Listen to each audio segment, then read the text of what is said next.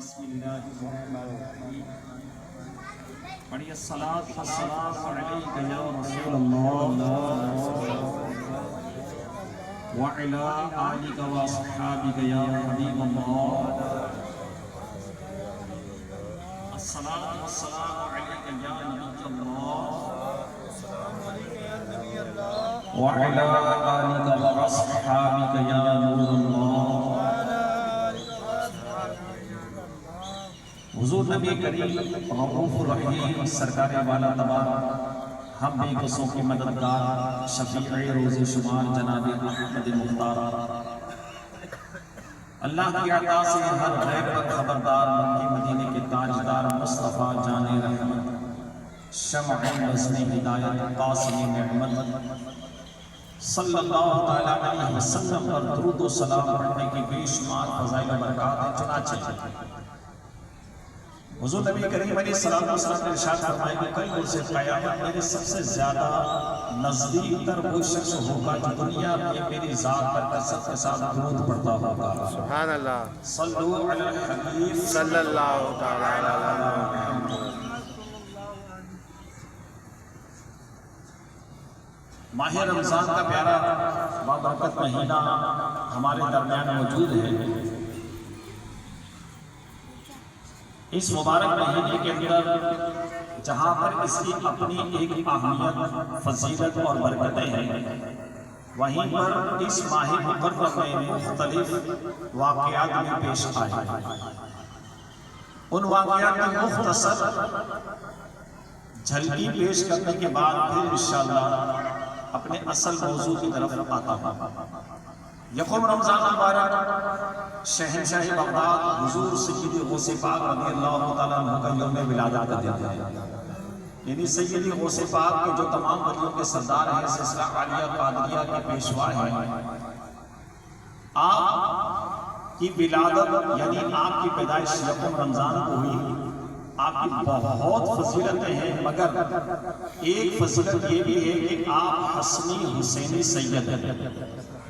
حسنی حسینی سید ہیں، حسنی حسینی سید ہیں، آل رسول ہیں، حضور علیہ السلام کی آل میں سے ہیں، مولا مشکل کشا کے باغ کے چراغ اور پھول ہیں، اور حضرت غوث پاک رضی اللہ تعالیٰ عنہ کی کیا ہی شان و عظمت ہے کہ جو ان کے دامن کرم سے وابستہ ہو جاتا ہے وہ اللہ کا پیارا بھی بن جاتا ہے۔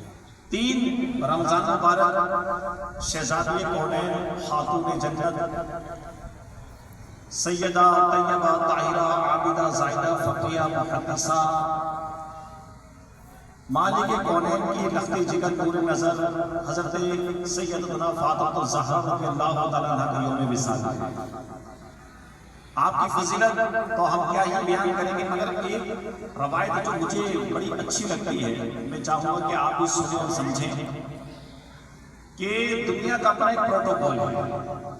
کوئی جب بڑی ہستی آتی ہے، کوئی بندہ کھڑا ہو جاتا ہے، کوئی سلوٹ مارتا ہے، اور بڑی ہستی ہوتی ہے تو باقاعدہ طور پر توپوں کی سلامی دی جاتی ہے، ریڈ کارپٹ بچھائے جاتے ہیں، یعنی بڑا ہی زبردست پروٹوکول۔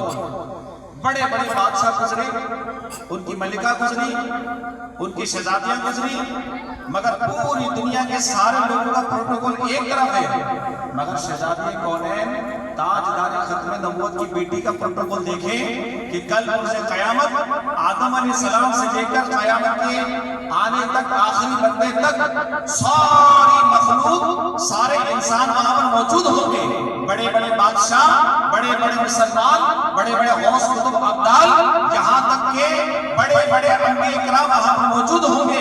اب شہزادی کونین فاطمہ الزہرا تشریف لے کر آ رہی ہے، اور اہل محشر میں وہاں پہ اعلان ہوگا کہ یہ اہل محشر اپنی نظریں اپنے سر جھکا لو کہ اللہ کے حبیب کی شہزادی تشریف لے کر آ رہی ہے۔ سبحان اللہ، کتنا زبردست پروٹوکول ہوگا، کتنی عظیم والی شان اللہ تبارک و تعالیٰ اور یاد رکھیں۔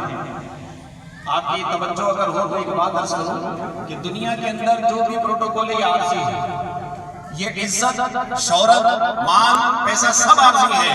یاد رکھیے کہ اصل کی عزت وہ آخرت کی ہے، اور واقعی میں اللہ جسے چاہتا ہے عزت اور برکتیں عطا فرماتا ہے۔ بات یہ 10 رمضان مبارک جو کل گزرا، آج 11واں روزہ ہے۔ 10 رمضان مبارک یہ دن مسلمانوں کی سب سے پہلی اور عظیم امی جان حضرت سیدتنا خدیجہ الکبریٰ رضی اللہ تعالیٰ عنہا کا یوم وصال کا دن، اور یہ حضرت خدیجہ الکبریٰ رضی اللہ تعالیٰ عنہا حضور صلی اللہ علیہ وسلم کی پہلی زوجہ ہے۔ 40 سال ان کی عمر تھی، 25 سال حضور کی عمر۔ آپ کا جب نکاح ہوا یعنی شادی ہوئی تو آپ سے پہلے یعنی حضور سے پہلے حضرت خدیجہ کے 2 شوہر تھے، ان دونوں کا وصال ہوا اور ان سے 2 بیٹے تھے، ایک ہند اور ایک حالہ۔ یہ دونوں بھی بعد میں سرکار کے دامن میں وابستہ ہوئے، کلمہ پڑھا اور مسلمان ہوئے، صحابی رسول ہوئے۔ اور حضرت خدیجہ الکبریٰ مکے کے بہت بڑے تاجر کی بیٹی ہوئی۔ آپ خود بھی آپ نے گھر میں بیٹھ کر، روایتوں میں آتا ہے کہ باپ پردہ رہ کر آپ نے مال تجارت کیے، ایسے زبردست آپ نے مال تجارت، اور آپ نے تجارت کر کے دکھائی کہ جس دور کے اندر بڑے بڑے تاجروں کو نقصان ہوا تھا، اس سال بھی اللہ نے آپ کو 11 گنا نفع عطا فرما دیا۔ سبحان اللہ۔ اتنی بڑی تاجرہ جب سرکار کے گھر میں آپ تشریف لے کر آئے نا، آپ کی زوجہ بن کر، ہماری امی جان بن کر، تو قربان جائے آپ نے اپنا سارا مال سرکار کی بارگاہ میں پیش کر دیا، سارے غلام، ساری کنیزیں، یہاں تک کہ سب کا سب مال سرکار کی بارگاہ میں پیش کر دیا۔ اب مکے کی اتنی بڑی تاجرہ کہ جن کے نکاح کے لیے بڑے بڑے تاجروں نے، بڑے بڑے آقاؤں نے، بڑے بڑے لوگوں نے، قریش قبیلے کے بڑے بڑے لوگوں نے آپ کو نکاح کا پیغام بھیجا، مگر آپ نے کسی سے نکاح نہیں کیا۔ اب جب سرکار کی زوجت میں آئی تو قربان جائے کہ اب سرکار کے کپڑے وہ خود دھو رہی ہے، سبحان اللہ، صفائی خود کر رہی ہے، کھانا خود پکا رہی ہے۔ پتہ کیا چلا کہ جو سرکار کی مرضی وہی ہماری مرضی، جو سرکار کی محبت وہی ہماری محبت، جو سرکار کی چاہت وہی ہماری چاہت۔ لہٰذا حضور علیہ السلام اور حضرت خدیجہ الکبریٰ کے 6 بچے ہوئے۔ کتنے؟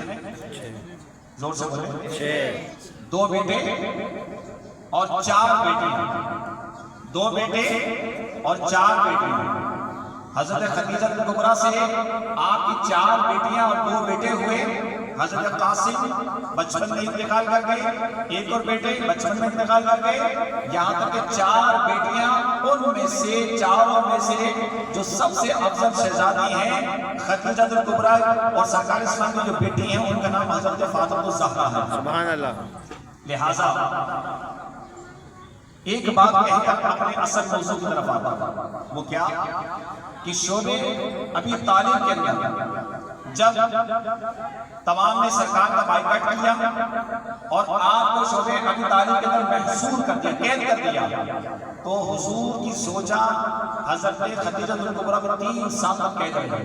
کتنے سال تک حضور کے ساتھ قید رہی، محصور رہی 3 سال تک، مگر زبان پر شکوہ رنج و الم نہیں ہوتا۔ حضور علیہ السلام کے ساتھ رہے 15 سال تک۔ سرکار علیہ السلام کی شادی کو جب 15 سال ہوئے تو اس کے بعد آپ نے اعلان نبوت کیا، 10 سال تک آپ کے ساتھ رہی، کل ٹوٹل 25 سال آپ کے ساتھ رہ کر حضرت خدیجہ الکبریٰ کا وصال ہوا، اور 10 رمضان مبارک آپ کا یوم عرس سے حضرت خدیجہ الکبریٰ رضی اللہ تعالیٰ عنہا حضور کی وہ زوجہ ہے کہ آپ کے وصال فرمانے کے بعد بھی حضور نے آپ کے رشتہ داروں کا بڑا احترام کیا، بڑی محبت، جب بھی وہ آئے انعام اکرام سے نوازا۔ اسی طرح اس ماہ رمضان میں